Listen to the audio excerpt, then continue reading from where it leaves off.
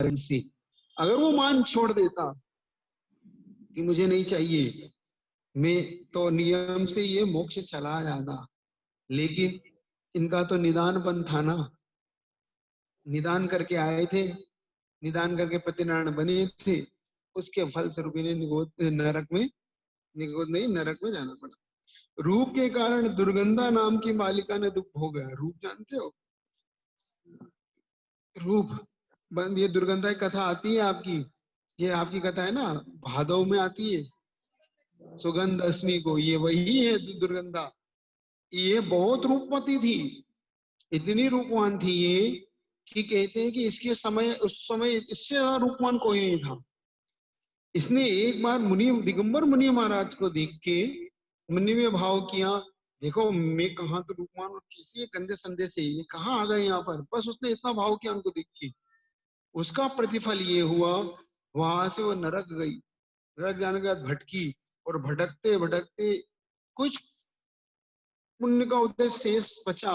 उस पुण्य के उदय से ये एक पुत्री के रूप में उत्पन्न हुई, और इसके पूरे शरीर से बदबू आती थी, मतलब गांव के गांव में बदबू आती थी। तो इसको उठा के उन्होंने जंगल में छुड़वा दिया। वहां पे किसी के पली बड़ी, और ये दुर्गंधा नाम से फेमस हो गई, क्योंकि इसके शरीर से इतनी दुर्गंध आती थी, इतनी दुर्गंध कि कोई इसके पास बैठना नहीं चाहता था। किस कारण से? रूप के मद के कारण मान किया। तब बाद में फिर मुनि महाराज ने इन्हें फिर व्रत दिए थे सुगंध अष्टमी, इससे ये कथा प्रसिद्ध हुई। फिर बाद में फिर रूपवान हो गई। देखो पहले भी कहा था, फिर कह रहा हूं, जिन मुनियों की निंदा करके व्यक्ति नीचे गया, उन्हीं मुनियों का आश्रय लेके व्यक्ति ऊपर उठा। जिन मुनियों की निंदा से पतित हुआ था, जिन मुनियों का बुराई करके उनका अपवाद करके उनके ऊपर बुरा करके जो पतित हुए, बाद में अंतोगत तो उन्हीं की शरण में उन्हें आना पड़ा, और उन्हीं से उनका उद्धार हुआ। तो ऐसा काम पहले करना ही क्यों? समझ रहे हैं आप लोग? ऐसा काम कभी करना ही नहीं कि पुनः आपको नीचे गिरना पड़े, फिर पूरा उठने के लिए उनका ही सपोर्ट लेना पड़े। ठीक है। दुर्गंधा, मरीचि, और मरीचि का पता ही है आपको, मरीचि का जीव भगवान महावीर स्वामी बाद में, ये वही मरीचि का जीव है जिन्होंने उस मान के कारण मैं तो तीर्थंकर बनूंगा, क्या मान आ गया था उनको, और उनने उसी समय घोषित कर दिया मैं तीर्थंकर हूं 24वां। और अभी से उन्होंने अपनी पूजा शुरू करवा ली। कब अवस्था में? मरीचि की अवस्था में। पूरा सब छोड़ दिया, सब कुछ दिगंबर बाना छोड़ दिया, सब छोड़ दिया उन्होंने, सब। उस समय मुनिपना छोड़ दिया उन्हें। आदिनाथ भगवान के जब समुद्र में थे ये, समुद्र ने बताया अंतिम तीर्थंकर कौन होंगे, ये बेटा मरीचि। उन्होंने कहा अच्छा मैं, बेकार है मैं फिर इनकी शरण काय को, मैं देखो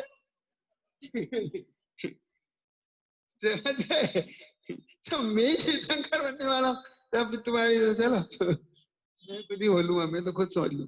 देखो जो लोग ये कहते हैं, उनके लिए पहले भी कहा था कि जो लोग तीर्थंकर की बात कहते हैं कि ठीक है, जो केवल ज्ञान में दिखा उनको वो होगा, या जो होगा वो केवल ज्ञान में दिखेगा, दोनों तरफ से आप समझो।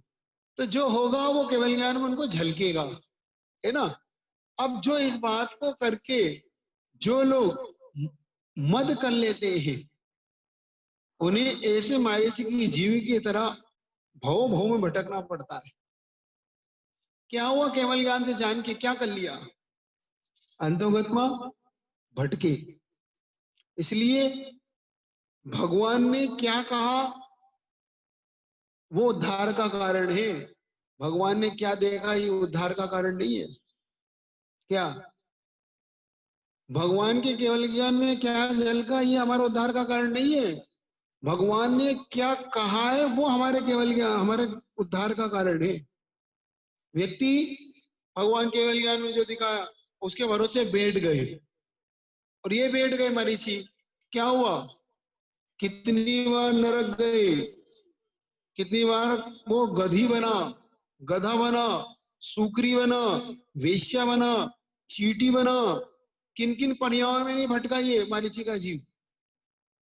363 मत जिन्होंने बनाए वो 363 मत मिटा नहीं पाए।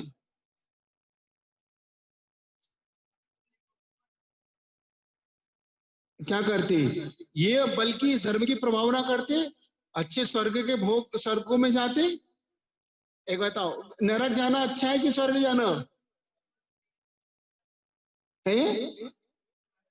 तो आप मुनि बनो, श्रावक बनो, अच्छे धर्म को पालो। आपने तो मान क्यों कर लिया? देखो, जानने से उल्टा ज्यादा बेकार हो गया। नहीं जानते तो शायद हमारे से अच्छी अच्छी जानते। केवल ज्ञान में क्या झलकेगा, केवल में क्या झलका, इस बच्चों भैया जो झलकेगा वो झलकेगा, अपन तो अपना पुरुषार्थ करो। केवल ज्ञान में क्या झलक रहा है, क्या झलक रहा है, झलक रहा है तो उनका क्या हुआ? मारीची का ये और पूछ लेता कि इस बीच में क्या क्या होगा, तो फिर थोड़ा फिर भी कभी सुधार आ सकता था। अरे मैं ऐसा बनूंगा भैया, बचना है, ठीक है। लेकिन इसलिए थोड़ा सा भी मान, थोड़ा सा भी ये ले डूबता है, दुर्गति का कारण बनता है। तो ये 8 मत मान कसाई के इन्होंने बता दिए। अब मान को कैसे रोका जाए, देखो 8 मदों का जिसको मद हो तो बड़ों को देखे, मतलब अगर वो बड़ा है, मान लो किसको किसी प्रकार का मद हो रहा है कि मैं बहुत धनवान हूं, मैं ऐसा हूं, तो अपने से ऊपर वाले धनवान को देखो। ज्ञान हो रहा है, ज्ञान का मद, तो अपने से ऊपर ज्ञानवान को देखो। उसका मद हो रहा है तो केवल ज्ञानी को देखो। अगर जैसे जिसको कम ज्ञान है वो अपने से शुद्ध ज्ञानी को देखो, भैया मुझे क्या, मुझे कोई ज्ञान नहीं है। और जिनको नहीं है वो अपने से बड़े ज्ञानी को देखो, केवल ज्ञानी, हमारा उनके सामने क्या ज्ञान है। जिनको रूप का मद है, हमारा रूप कहाँ है, उनकी तो एक के नख भी चमकते हैं क्या? उनके तो महिलाओं के ऐसे कई रूप है। आप पढ़ो तो सीता का रूप पढ़ो, है मैना सुंदरी का रूप पढ़ो, इनकी सतियों के रूप तो पढ़ो। इनके रूप के सामने जो महिलाओं को मत हो जाए या किसी को मत हो जाए तो देखो तो उनके नख के बराबर भी रूप नहीं है। उनका नख की इतनी प्रशंसा की है आचार्यों ने, जब उनके बारे में वर्णन लिखते हैं ना, तो उनके नखों की भी इतनी प्रशंसा करते हैं कि ऐसा लगता है कि अपना तो पूरा शरीर भी उसके नख के बराबर की प्रशंसित नहीं है। नख की ऐसी चमक बताते कि इतना ऐसे नख थे उनके, ऐसे नाखून थे, ऐसे उनके बाल थे, मतलब उनके, तो तब पता पड़ता है कि रूप क्या होता होगा। यही यही प्रतिमानियोग पढ़ने से ये लाभ होता है, मद उतर जाता है। प्रतिमानियोग पढ़ने से चाहे रूप का, धन का, बल का, ज्ञान का, सब किसी रिद्धियों का, तब लगता है उनको क्या रिद्धि, हम क्या कर रहे हैं। देखो पूज गुरुवर के पास ऐसी बहुत सी चीजें आती है, तो आचार्य से फिर भी मद नहीं करते। बहुत लोग उनके बड़े बड़े लोग आते हैं, बड़े बड़े लोग, महाराज आप ऐसे हैं महाराज, फिर भी कभी कुछ नहीं, कोई मद नहीं उनके मन में कि मैं ऐसा हूं, मैं इतना बड़ा हूं, मैं इतने संघ का नायक हूं। क्या किसी ने कहा महाराज आप इतने बड़े संघ के नायक हो, आचार्य सिंह ने क्या जवाब दिया मालूम आपको?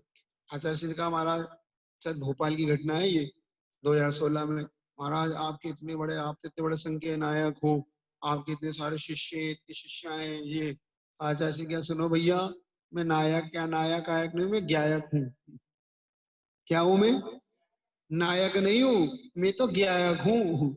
मैं तो ज्ञाता दृष्टा वाला हूँ, मैं नायक और नायक तो हैं जो होंगे, मैं नायक नहीं बनना चाहता, मैं तो ज्ञायक बनना चाहता। जिनके मन में ऐसी दृष्टि होगी तभी तो इतने बड़े संघ आचार्य होके सोचो। एक बहुत अच्छा प्रसंग है, 2005 में हम लोग दीक्षित हुए, 2004 में, उस समय 51-52 मुनियों का संघ था। आचार्य को मिला के 51 या 52 थे हम लोग। और उस समय गर्मी का समय हम लोगों ने कुंडलपुर में गुजारा। तो कुंडलपुर में हम लोग की मूलाचार की क्लास लगती थी, क्योंकि हम सब नए नए दीक्षित साधु थे, आचार्य उसको क्लास लगाते थे कि मूलाचार पढ़ाने के लिए। तो जब वो मूलाचार क्लास पढ़ाते थे तो कोई कोई भी साधु, पहले आचार्य के पहले हम लोग सब पहुंच जाते थे, तो कोई भी एक साधु जाके आचार्य की जिरवाणी ले आता था स्वाध्याय के लिए। अब एक दिन चूक हो गई कि उन्होंने सोचा वो महाराज ले आएंगे, उन्होंने सोचा वो महाराज, सब लोग आके वहां पे खड़े हो गए। और उस दिन क्या करते थे सब महाराज लोग अपनी अपनी जिनवाणी लेके आते, छात्र जैसे अच्छे लगते हैं, सबके हाथ में जिनवाणियां रहती थी और ऐसे लेके चल रहे, एक आदमी पीछे एक आदमी जिनवाणी। उस दिन देखा आचार्य श्री अपनी जिनवाणी खुद लेके आ रहे छात्र जैसे। तो सबके मन में इतना वो हुआ कि बीच चूक कैसे हो गई है आज आचार्य श्री की जिनवाणी। लेकिन आचार्य श्री के चेहरे पे कोई वो नहीं, प्रसन्नता, वही प्रसन्नता। ऐसा लग रहा जैसे उन्हें जिनवाणी लाने में बहुत बड़ी प्रसन्नता हो रही है।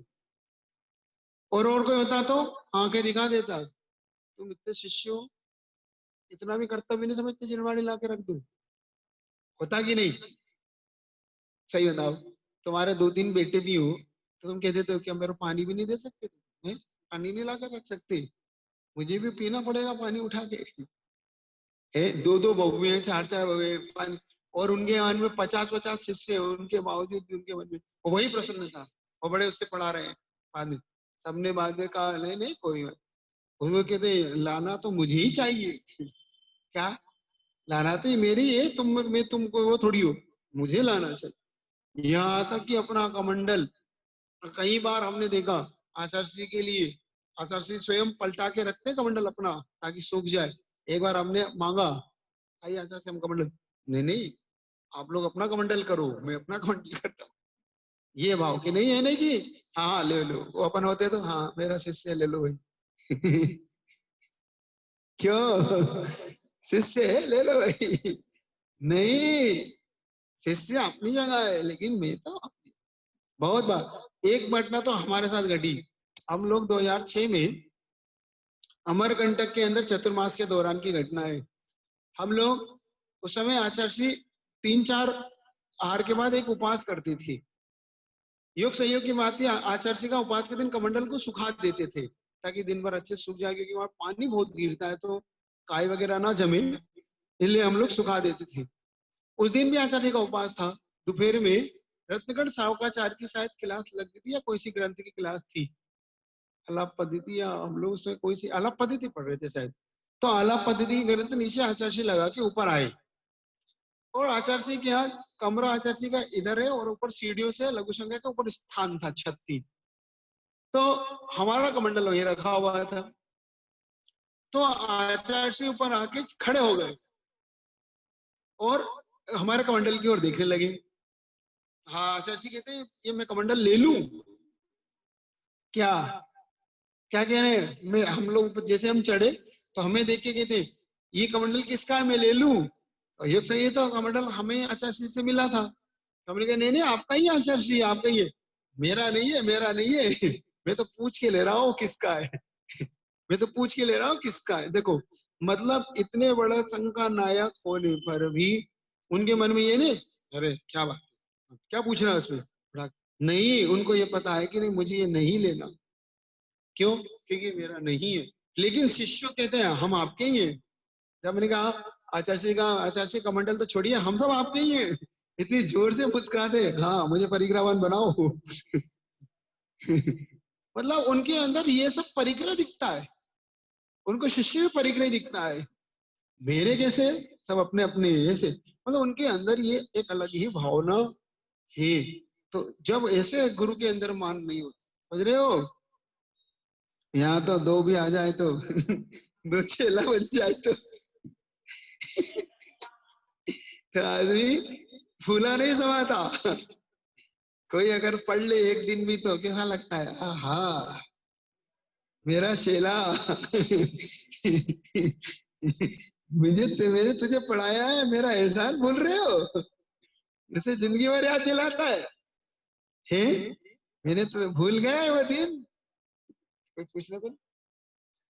तो इस प्रकार से मान का सायका तो मत हो तो बड़ों की ओर देखो। ये चलिए थोड़ा सा फिर इसको थोड़ा कल कर लेंगे थोड़ी। महाराज जी प्रीति जैन सहारनपुर से चरणों में